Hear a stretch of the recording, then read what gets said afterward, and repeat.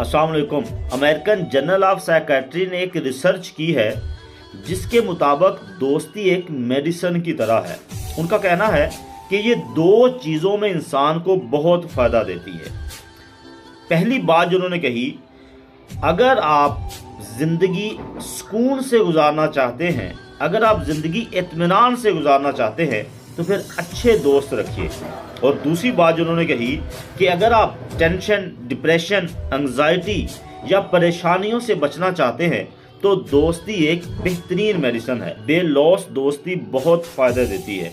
अगर आप अपने दोस्त के कंधे पे सर रख के उसे अपने दुख दर्द से आगाह करते हैं तो आप यकीन जानें आपके दिल का बोझ भी हल्का हो जाता है और आपकी मुश्किलात में भी कमी आ जाती है।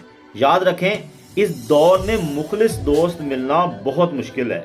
अगर अल्लाह पाक आपको कोई मुखलिस दोस्त दे दे तो खुदारा उसकी कदर करें, उसे आजमाने में नहीं लग जाए, क्योंकि अगर अच्छा दोस्त छिन जाए तो ये दोबारा नहीं मिलता।